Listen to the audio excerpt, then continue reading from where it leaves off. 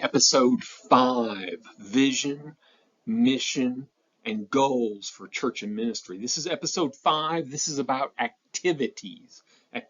This episode of leadership training goes hand in hand with episode 4, Vision, Mission, and Goals, Impact on Planning. So it goes hand in hand with number 4. Within the context of planning, calendaring, budgeting, and recruiting, focused on fulfilling the vision, mission, and goals, we can specifically discuss activities and events. Activities and events must be focused on fulfilling the vision statement's final destination by the routes and methods of the mission statement to achieve the current S.M.A.R.T goals. As stated in the beginning of this training, quoting episode 2, the quote, the theme idea for this level 2 training is vision statements, mission statements, and goals feed planning, activities, and evaluations. Therefore, it is critical in every aspect of church leadership and ministry, end quote. You hear that? It feeds activities. So remember activities and goals. Remember S.M.A.R.T goals, S.M.A.R.T. S.M.A.R.T, SMART goals, is a well-established acronym. The most common one is that goals should be specific, measurable, achievable, relevant, and time-bound. That's S.M.A.R.T. Only solid SMART goals serve activities and events. Specific in action and accomplishment, measurable data, achievable with resources, aligns with broader goals, mission and vision, and has a specific time frame for completion. So let's be smart about our activities and goals. Ministries and churches have full schedules with lots of activities, events, and functions. We mistake busyness for effectiveness, exhaustion for impact. Therefore, being a fully dedicated servant leader can be exhausting, leading to burnout and short tenures of service. It's a complicated problem. One minor aspect to maybe solve some of the burden, or at least minimize contributing to it, is to schedule activities, events, and functions with thoughtfulness and purpose and intentionality. Planning activities with careful purpose. Whether the activities are meetings, fellowship, community service events, holiday celebration for different age groups, ministry projects, Bible classes, youth trips, celebrations, or on and on and on.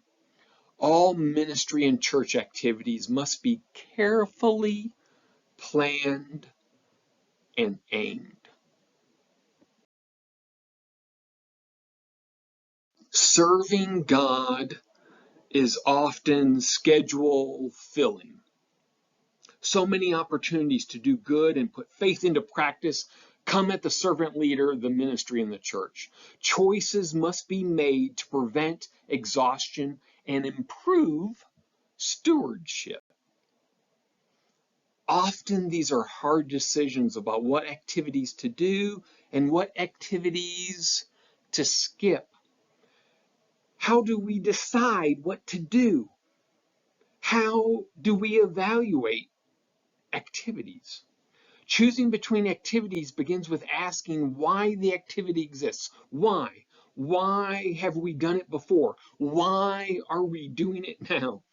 What is the activity's purpose, function, fruit, target? Big questions needing careful prayer, thought, and counsel. We need to ask the hard questions. Be informed first. And goals. What is the defining characteristic and trait of an activity that should be done, that must be done? What attribute of the activity make it good stewardship and worth time, money, and volunteering? What attribute of the activities? The answer is goals. It's all about the SMART goals. Activities achieving SMART goals are successful, good, and on mission. Activities achieving SMART goals are successful, good, and on mission. The key word is achieving. You know, achieving, completing, reaching, realizing, attaining. An activity directly achieving a SMART goal is doable. If it is easy to draw a direct line between a SMART goal and the activity, do it. Say yes. Give it a green light. That's why being informed is so important. If we know the whys and whats, we can identify whether the activity fulfills a goal.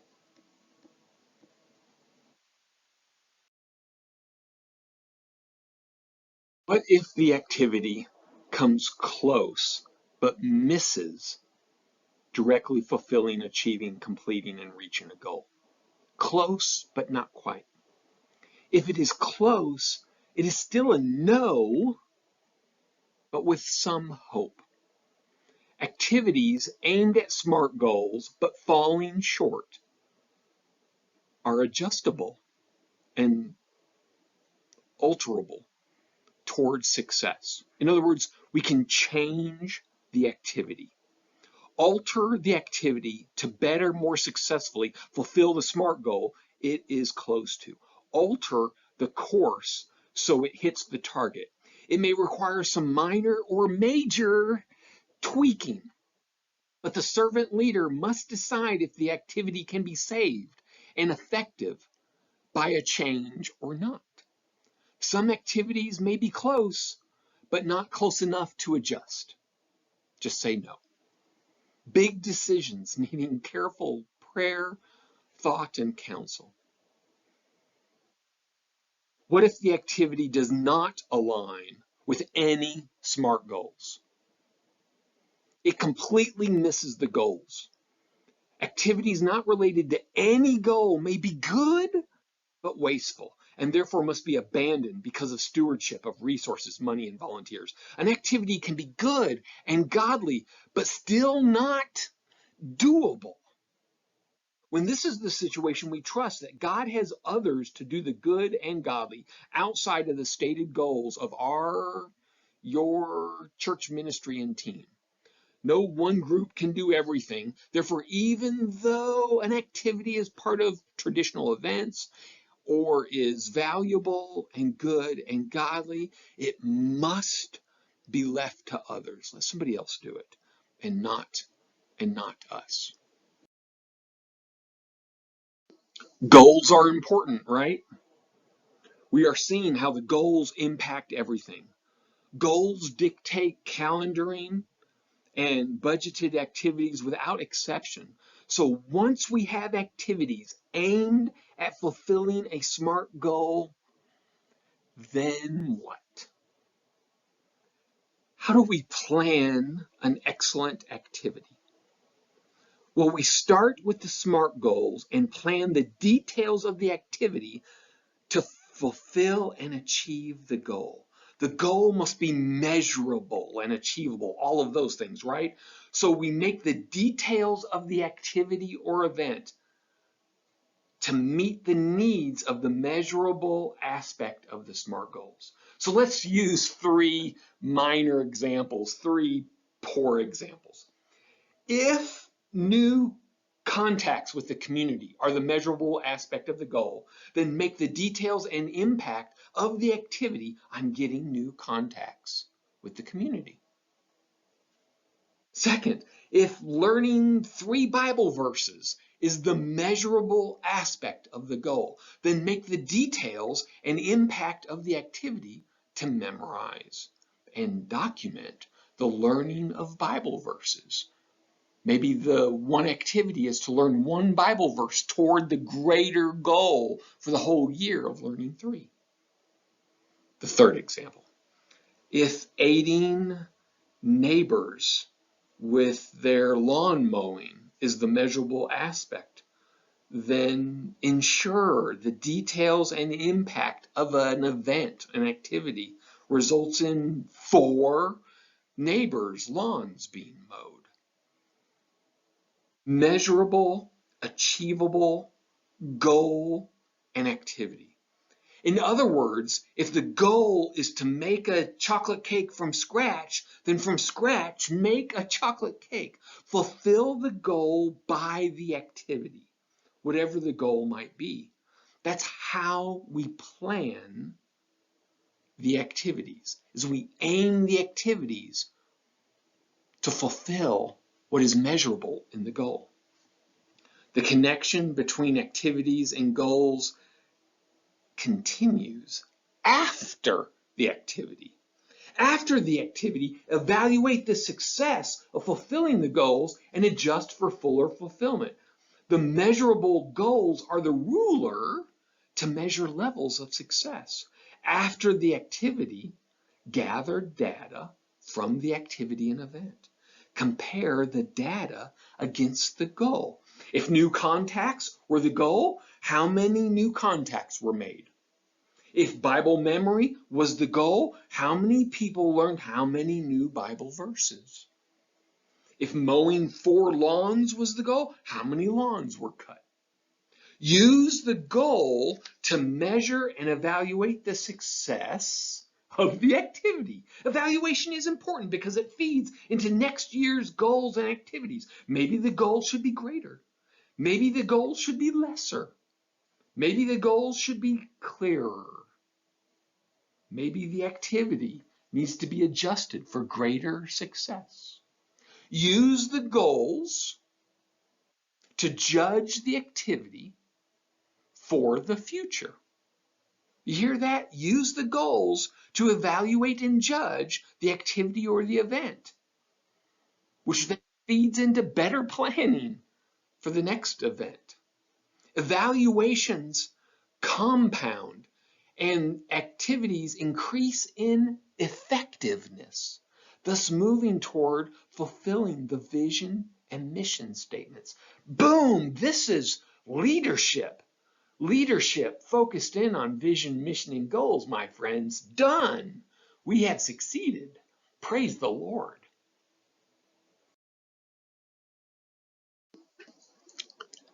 Activities and goals. Let's not just be listeners in one ear and out the other, but be contemplating the principles and ideas toward integration and application. Let's ponder this stuff. Dropped a lot of ideas about activities and activities connected to goals. So let's take a minute and reflect on 3 questions. What activities must be done according to our goals? What should we be doing? What activities need to be adjusted to fulfill the goals? Let's re-aim some activities and events to make sure we fulfill our SMART goals along the lines of the vision statement, on the lines of the mission statement to fulfill the ultimate destination of the vision statement. What activities and events must be cut, even though they are good and godly, simply because they don't match our goals, our mission statement, our vision? Let's chew on these, my friends. Servant leadership involves making a lot of decisions. As servant leaders, we must remain vigilant and focused on the vision and mission and goals. It's so easy to get distracted. and lose our focus, and therefore we aren't actually leading. In a practical manner, this impacts the activities and events for planning, calendaring, budgeting, and recruiting, activities and goals. So let's remain thoughtful, prayerful, and decisive about tracking, staying on track, aiming at the target, and being excellent stewards as good and faithful servants of God. Let's do it.